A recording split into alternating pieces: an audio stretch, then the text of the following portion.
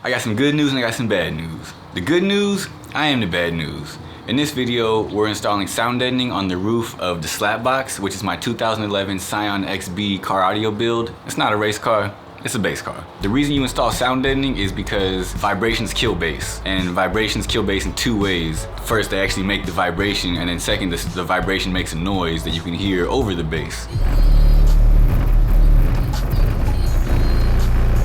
In order to cancel both of those things out, you install sound deadening to make the panel heavier and kind of hold it all together as one piece, which kind of stops it from vibrating. The reason I'm installing it on the roof today is because I already did the doors, and now that I've done the doors, the roof is just flexing super hard and it's making this really annoying noise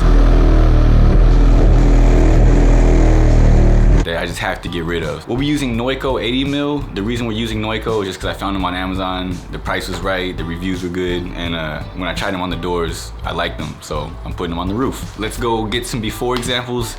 We'll come back, we'll go over how to install it. We'll install it, we'll get some after examples. And the install process is like super easy, but just wait, you gotta watch. Let's go ahead and do that, like now.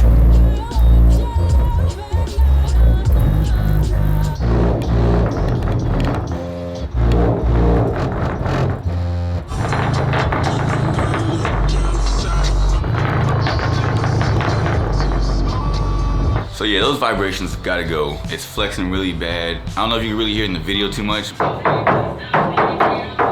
gonna fix that. The sound is just really bad, and from the inside, you can actually hear it boing, like over the bass sometimes. So it's annoying as hell to me sitting there driving, so we're done with that. So we are back at the house and we're ready to install some sound deadening. But how do you install some sound deadening? The first thing you're gonna wanna do is to lay out your sound deadening in the sun. This isn't really part of the process, it's more like a tip. You lay it out in the sun, it'll be easier to work with, you know, cause it's kinda stiff, you know, out of the box. The second step, or really the first actual step, is to remove all the interior pieces that are in the way or that you plan on putting sound deadening on. This is not the recommended way to do this, for the record.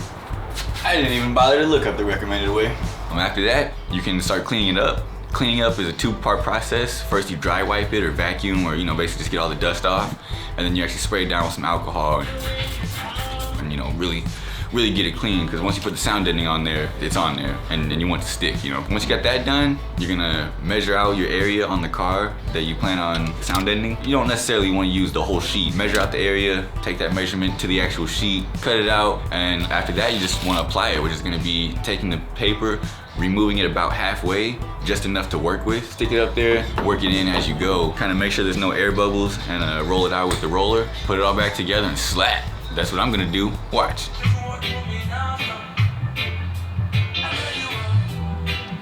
So I was trying to be fancy by mounting my microphone behind this interior panel, but it kind of muffled the sound a little bit, so I still gotta move it. Well, that is it. It's finally installed. I don't want to say how long it took because, it took a long ass time. It's been all day. Doing it at that angle, like, oh my God. It's already like showing a huge improvement, like just when you tap on it and stuff. I can already tell, like, it's awesome. I did a lot of patching up on the hatch. I decided to just go full crazy and actually seal it up so that there's no air holes in it. I'll just deal with the consequences later. That's how that's gonna work. So yeah, we're gonna go hear some examples and then we're gonna wrap this thing up. So the next thing you'll see is more slapping. Go!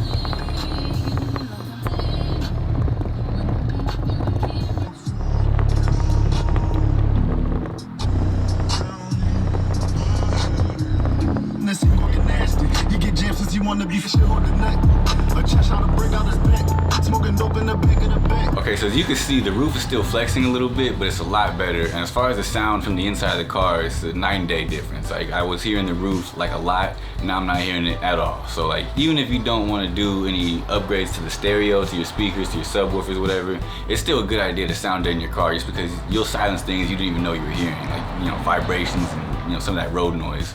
I actually don't hear my roof anymore at all. Like, I don't hear it over the bass. I don't hear it under the bass. I just pretty much don't hear my roof. Everything just kind of sounds a little more solid. I'm a fan of Noico. I'm gonna continue using them. If you like the DaSlapBox videos like this one, go ahead and give it a like and comment on what was helpful, or go ahead and leave a suggestion for the next one. Go ahead and follow me on IG at DaBadNewz, DaBadNewz, for, that's where I post like behind the scenes look into stories and all that. Sometimes, I'm not promising anything, but anyway, I'll do the bad news first. Skirt! It's cool.